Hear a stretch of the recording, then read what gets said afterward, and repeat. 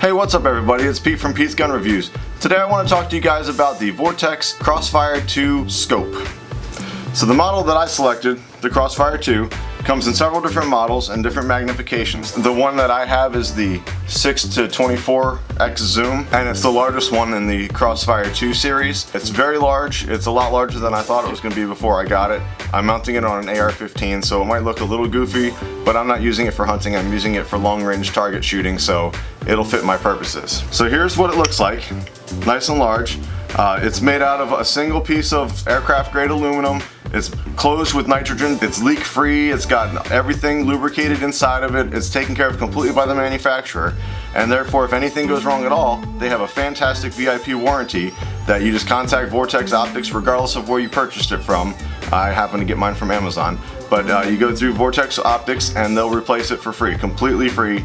Just take care of your scope from head to toe. So the first thing I noticed when I pulled it out of the box is obviously that it's nice and solid piece of machinery here. But they've got these little bikini covers on there, which is pretty standard with scopes, but I think they make them feel a little cheap. And while this scope isn't one of the most expensive scopes you're gonna find, it's still one of those ones that you kind of wish that they put like some flip covers or some rubber seals on the end just to protect it a little better, but they didn't. That's the only negative thing I have to say about the scope. Everything else is pretty positive. You can see that the turrets are really easy to access, and then once you get in there, when you're trying to zero it, you can just do it with your fingers. It doesn't need any kind of tool, any kind of screw. You can even unscrew the center part here if you really wanted to and re-zero it, so that if you ever had to make adjustments on the fly, you know where your zero is, you can just go back to 0, 0. Another thing I really like about this scope is, besides the fact that everything's pretty free turning when you're trying to choose your magnification level, you can also select on this side, you kind of do a rangefinder situation, so it clears your field.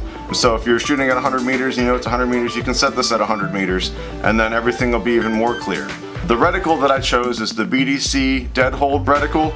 So what that does is it uses MOA tick marks inside of the reticle, and you can use that to gauge distance or bullet drop over time. So if I zero it at 100 meters, which is what I'm going to do, if I wanted to go to 200 meters, I just go to one hash mark below.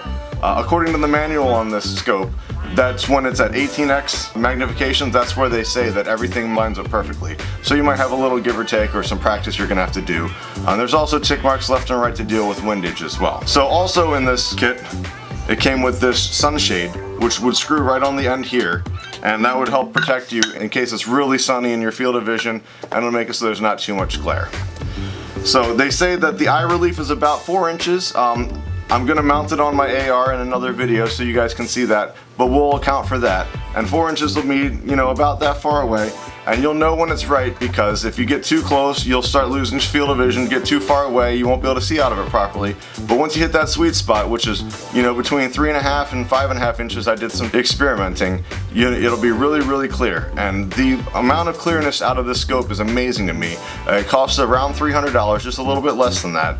And I know there's scopes out there for way, way, way more expensive that frankly aren't as clear as this. So yeah, I'm looking forward to using this, and I think it's a pretty fine purchase. Again, I just wish that they put some flip-up caps on the end so it would feel like it's a little more protected, or of course you can purchase them, but it's an aftermarket thing that you have to purchase instead of just getting it with the package itself. The bikini covers that it came with will suffice. They'll make it so when it's in the case, it'll just add yet another layer of protection for it and keep the dust out and all that good stuff. But I just wish that they had some better covers. Vortex Optics also has a large variety of scopes. There are some tactical ones, there are some red dot scopes, some EOTech, ACOG, all kinds of great stuff from Vortex Optics that don't really break the bank. There are some ridiculously high-end ones that are very expensive, but if you want a nice scope that's going to fit your needs, for me, I'm not a competitive shooter, I just do it because I really enjoy it.